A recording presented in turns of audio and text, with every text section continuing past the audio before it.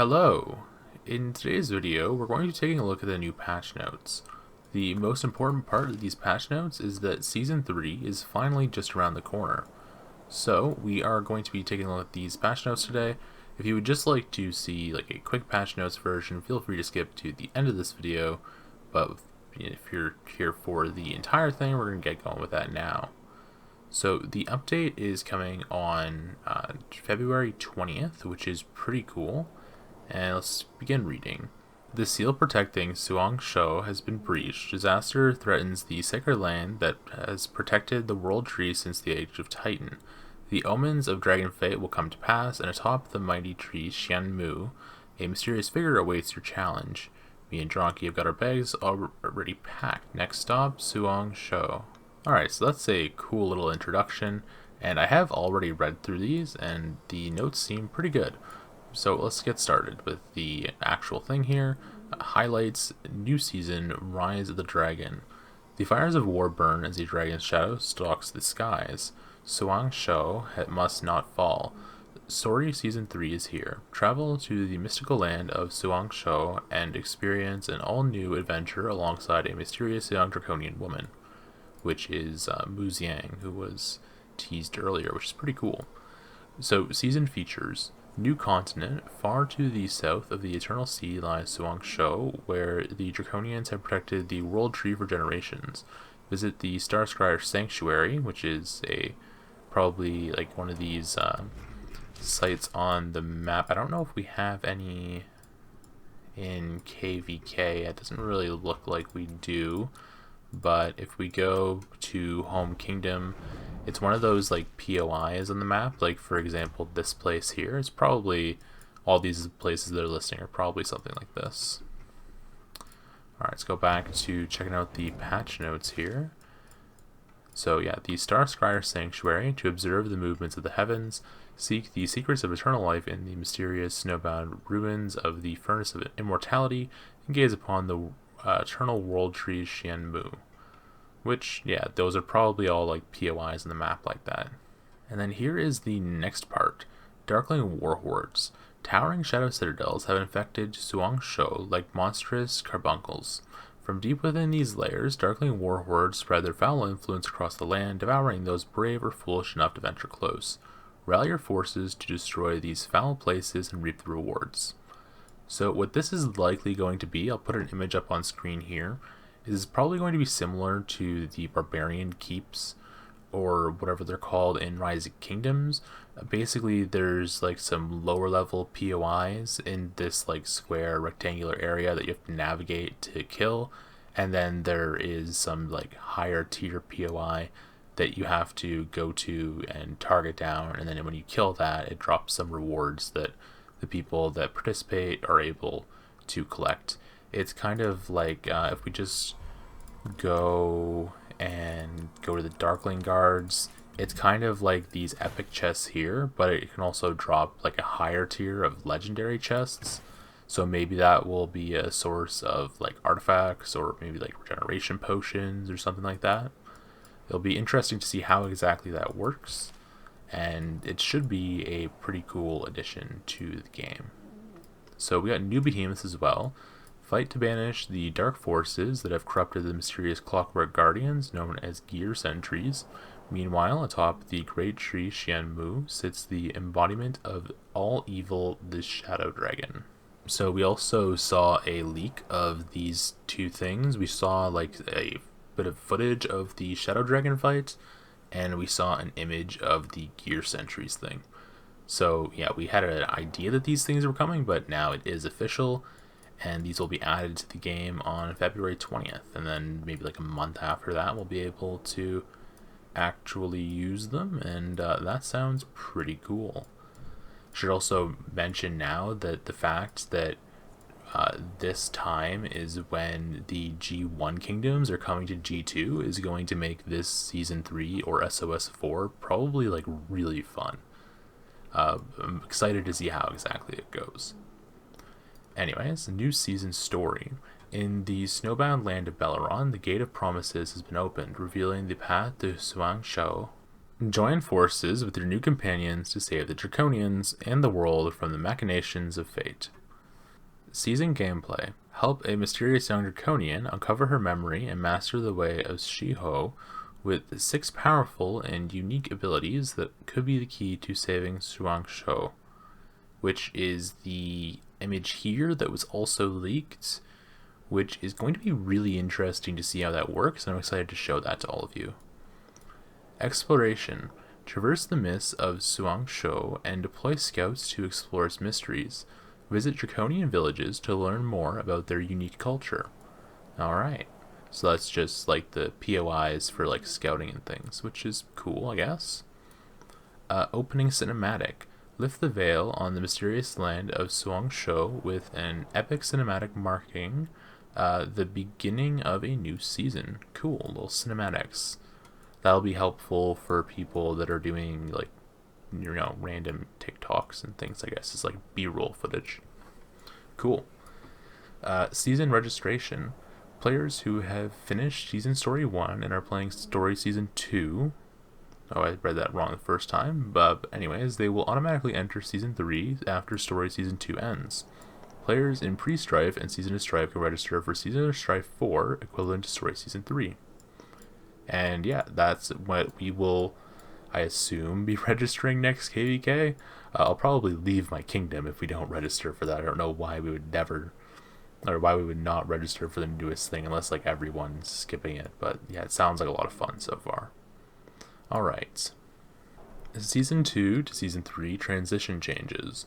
For Season 2 sessions beginning March 4 onwards, the duration of the season will be reduced to 40 days. After the season summary, players will have 2 days to leave the map, after which migration will be open for 1 day. Season 3 sessions beginning March 7th onwards will take the place of Pre-Strife, allowing players to transition directly from Season 2 to Season 3. Hopefully Season Pre-Strife is still available after Season 3, because I think that people need an additional season before Season of Strife. So hopefully they're not completely getting rid of Season Pre-Strife. We'll have to see what they end up doing. And here is an absolutely massive one. Sentinel Arrow drop rate increase. And so level 21 to 50 Darklings will now drop more Sentinel Arrows. The higher their level, the higher the chance to drop Sentinel Arrows. Which means that if you have access to Dragon Zone, you're going to be able to farm arrows more quickly, which is, you know, kind of rough for the people that end up losing the season, but also cool as like an additional reward to help your players progress in the early seasons. And I wonder if this will result in like more treaties and things in earlier KVKs, like pre-season of Strife. Will there be more, you know, like mutual final zone farming treaties or something for the purpose of killing higher level Darklings? It'll be cool to see how that all works out. And this is another really cool feature. Speedup item improvements. New feature, excess time auto refund. Excess speedup items will be returned to your inventory in the form of speedup items. And this is really good, especially for early game players when you get like those 24 and 7-day speedups that you kind of have a hard time spending at the beginning. That'll make progression at the start a lot faster without the need to like waste speed up. So this will probably make pushing 1.5 million power in the first week a little bit easier, which is nice to see after they got rid of jumping. I don't know if that's an intended consequence or not, probably not, but yeah, it's something that is there. So yeah, this is also good for people in the end game, or just people in general who don't want to, you know, spend like the exact minutes amount of speed ups. Like some people, you know, go over the speed up requirement by like 5 or 10 minutes, but with this, if you go over, you're gonna get the speed ups back, so there's no point in doing anything other than just mashing the speed up button, which is awesome. Alright, Season 2 system improvements. So for Season 2 sessions beginning March 4th onwards, the duration of Titan Legacy will be reduced from 60 to 50 days, and the rewards and level amount will be changed appropriately, so that's good. And this is a really cool feature here, Army Group Reserve Legions. The Reserve Legions feature is now available for Army Groups, available from Season Strife, for Season Strife 2-3, and presumably additional scenarios that also have the Army Group feature. Offline players can add their legions to their alliance's reserves, allowing Army Group captains to assign them to an Army Group at any time, which is really cool. And something I also want to point out here is that it doesn't say Season of Strife 4, so presumably SOS 4, the version of Season 3, will not have army groups, which is kind of cool. Season 2 policy update. New combat-related policies have been added, bringing more strategic depth. This update will only take effect for Season 2 seasons beginning March 4th onward. Alright, sure. So I don't know if I can make a video on this. Probably not, unless I make an account there. If you want to see a video on this, I guess maybe it would make sense. I'll try to maybe get something like that figured out. But yeah, that's March 4th, so that's like a month from now. We'll see. Server overview upgrade. A new filter feature. You can now quickly check a server's phase, or a server's server phase, thank you. Hotspots and migration info. Cool. That's just when you're in this menu here, I believe, and you're like clicking on servers like this, and you go like this when this pops up. I think this is what it means. It'll show the information on this screen, which is pretty cool. Go ahead back into there. Migration phase progress indicators are now displayed. And Brink of War, this is important, now takes place at the beginning of the new season. Make sure to adjust your migration plans accordingly. So this is interesting. If Brink of War happens at the start of the next season, I don't know if this means we're not going to have any CP bags for it, which is a bit concerning. So yeah, I don't know what the plan is there. Maybe CP bags just won't be scrapped anymore. I'm a little bit worried about this, but hopefully it's okay. Yeah, let me actually send that question to the devs real quick. They're not going to get back to me by the time I upload this video, but I just want to kind of clarify that. Alright, season rewards improvements. Achievement rewards and season rewards not claimed by the end of the season will be sent to you via in-game mail. Yes.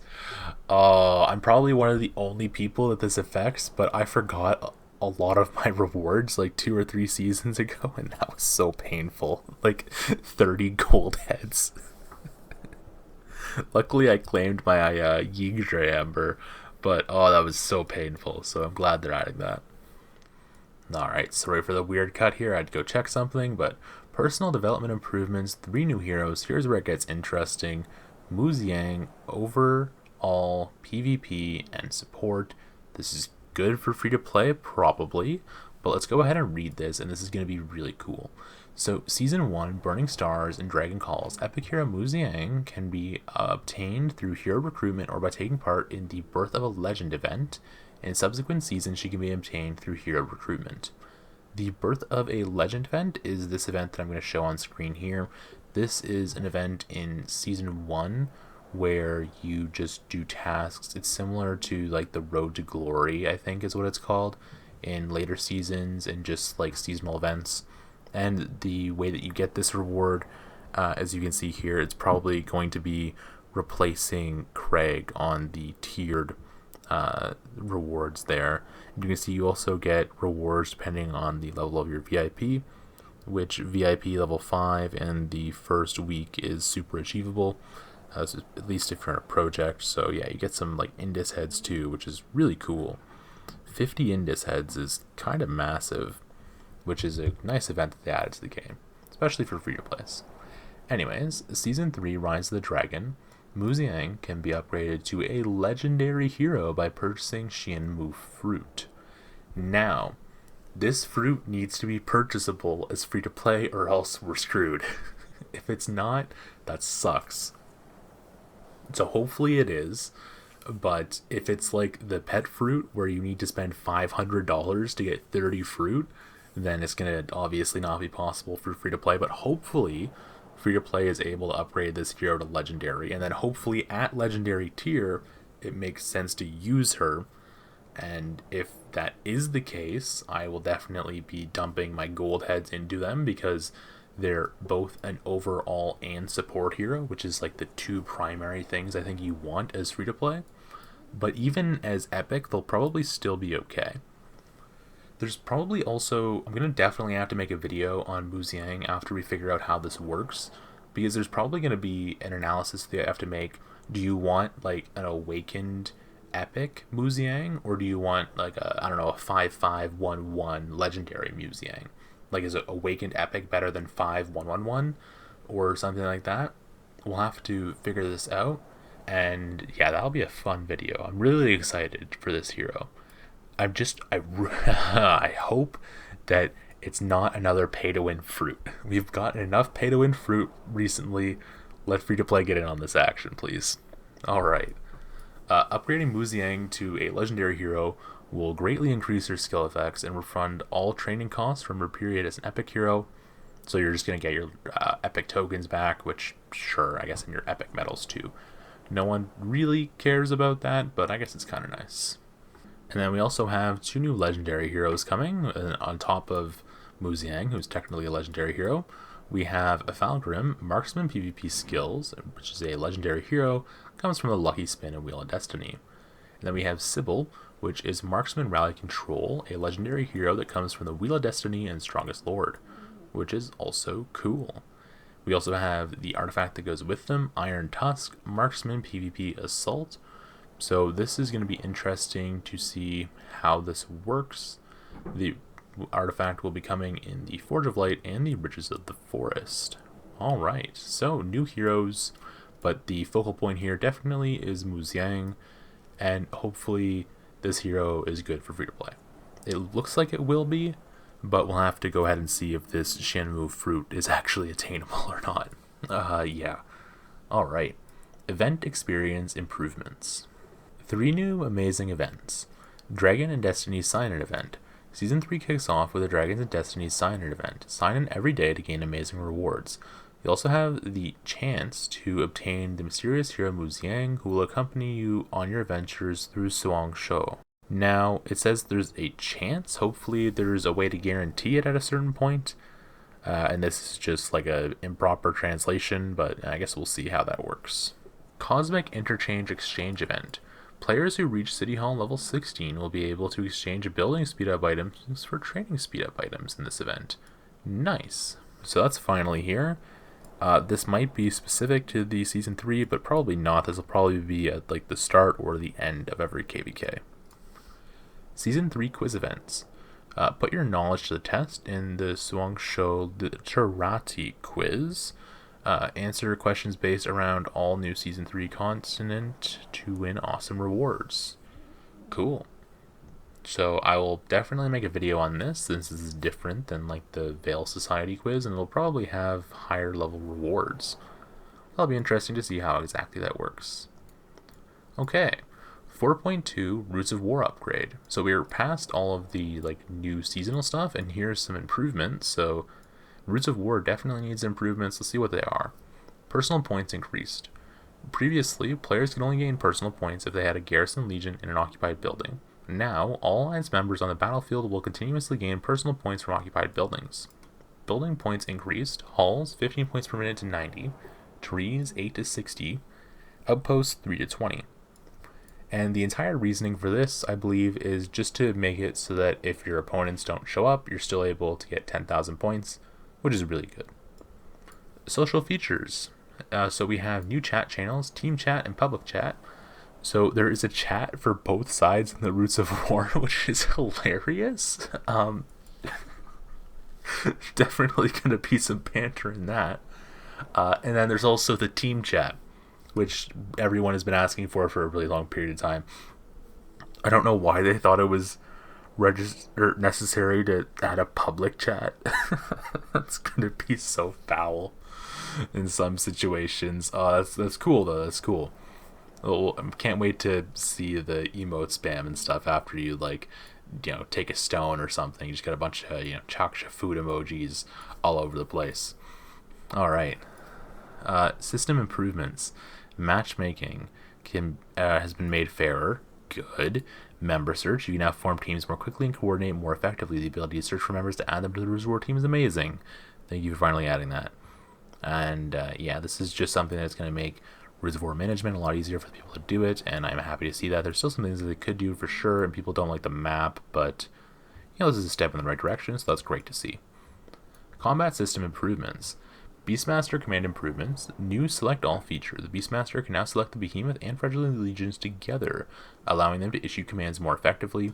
Thank you. This was really aggravating when you couldn't do this before. If you're going to be doing a good job as Behemoth Master, you don't want to actually do this all the time, but there's certain situations where you're just like, screw it, we'll just overpower them, where it would be nice to be able to do this. So, sure, why not? Other improvements. Ancestor Statue Portal Safe Zones. This is really important, especially because in the season that we're currently in, when you go to the Ancestor Statue, you can just kind of like chill around the portal here. You get 40 legions or something to sit around the portal, and then they have no ability to even participate in the event, and it's kind of ridiculous. So they definitely needed to add something. So that's good. Let's go ahead and scroll back down to that. Where are we? All right. Safe zone rules. Legions in safe zones cannot be attacked. You can only use a safe zone if it's the portal within your alliance or warband's territory. Makes sense. Legions cannot enter safe zones that they cannot use. Makes sense. If the portal is no longer within your alliance or warband's territory when your legion returns, it cannot use the safe zone, but it can still return through the portal. So you can still return, but you won't be safe while doing it. Again, makes sense. And now here is a massive QoL, especially for High King, so there's going to be a lot of people that are very happy about this, so that's good. New officer skill usage permissions. The Marshal can cast the following combat skills: Banishment and Exile.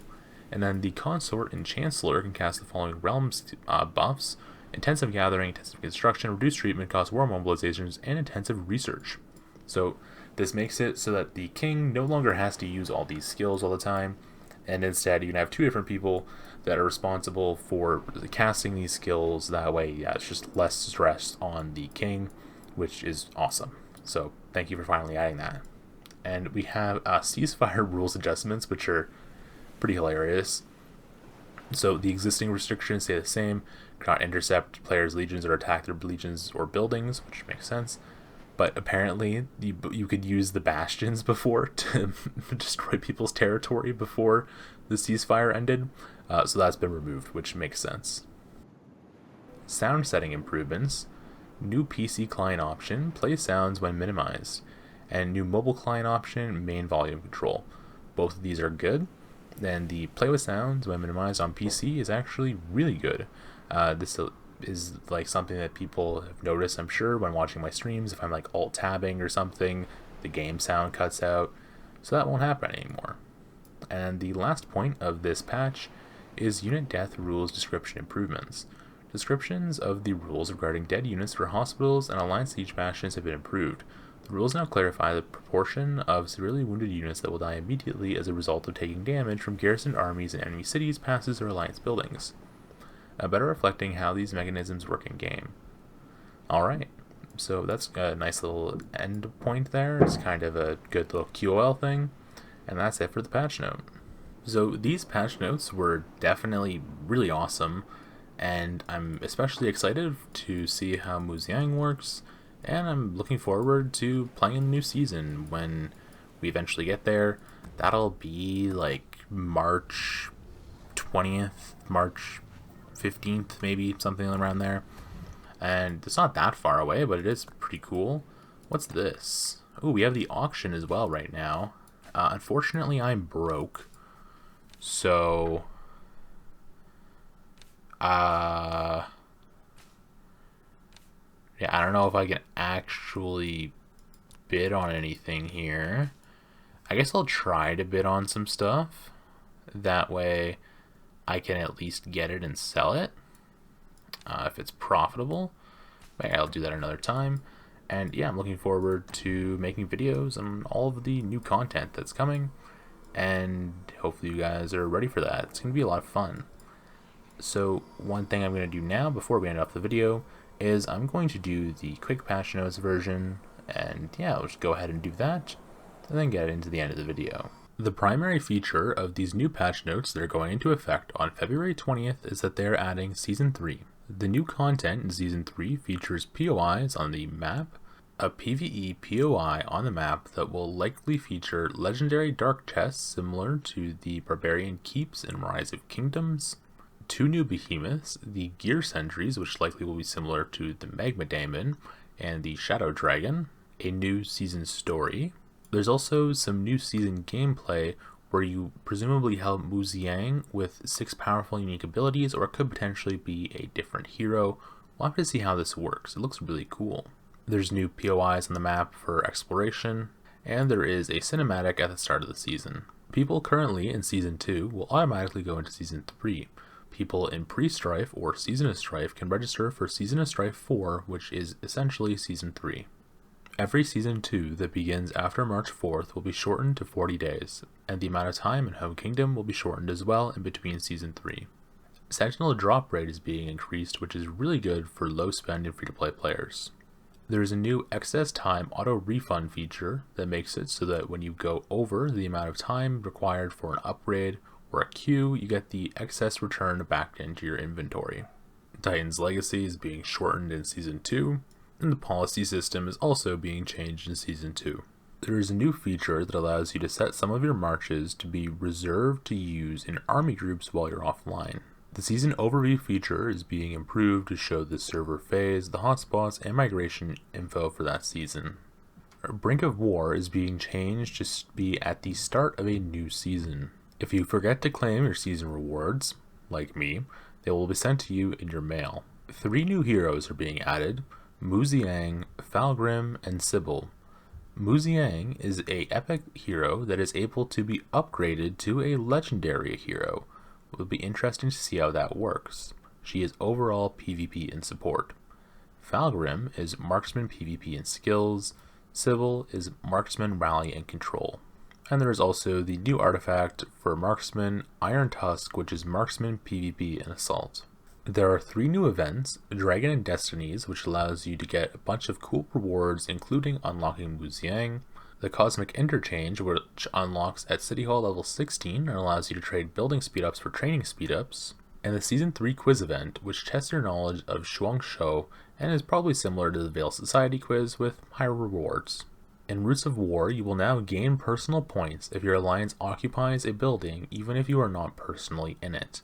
This is good so that you don't get blocked under 10k points if your opponents don't show up. And they added a new team chat and public chat channels for the Roots of War event. The matchmaking has been made fairer, and you are able to search for members when signing up for Roots of War. You are now able to control the behemoth and your marches at the same time. A safe zone was added around lair portals to ancestor statues that allows you to not be spawn camped. The marshal can now use the banishment and exile skills, and the consort and chancellor can now use the other 5 kingdom buff skills. Ceasefire has been changed, and now Alliance siege bastions can no longer destroy enemy territory in the first few days of the season. An option has been added to the PC client to allow sounds to be played while minimized, and an option has been added to the mobile client to allow more control over the sound settings. The amount of dead units that you will receive when interacting with a rally or garrison is now more clearly displayed.